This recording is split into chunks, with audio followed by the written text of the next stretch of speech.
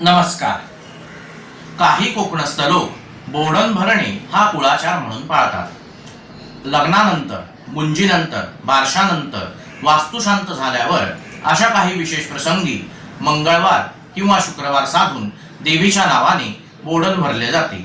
बोडणासाठी 4 सवाष्ण आणि एका कुमारिकेला बोलवले जाते. बोडणासाठी कणकेची गौर तयार केली जाते. ती पाट्यावर बसवली जाते. पाटा वरवंटा, 5 वस्त्रे, 5 पुरणाचे महानैवेद्य, 5 दिवे, पंचामृत, पंचालंकार, मणी, मंगळसूत्र, विरोधी, जोडवी आणि बांगड्या, तसेच कणकेचा हराडेरा असे साहित्य असते. सवाष्ण आणि कुमारिका घरी आल्यावर त्यांच्या पायावर दूध घालावे, गरम पाणी घालावे, त्यांचे पाय स्वच्छ धुवून घ्यावे. नंतर त्यांच्या पायांना हळदी कुंकू लावावे. नंतर त्यांचे औक्षण करून त्यांना पूजेला बसवावे. पूजेला बसल्यानंतर प्रथमतः गणपतीचे पूजन करून घ्यावे. गणपतीचे पूजन झाल्यानंतर कणकेच्या गौरी देवीची पंचोपचारी पूजा करावी.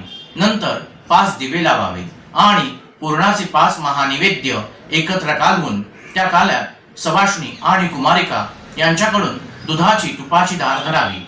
नंतर बोडणाची कहाणी वाचावी, बोडणाची आरती करावी. बोडणाची सर्व पूजा संपन्न झाल्यानंतर ते कालवलेले बोडण आणि पंचामृत याचा नैवेद्य सर्वांना वाटावा. नंतर सवाष्णी आणि कुमारिका यांना जेवावयास घालावे.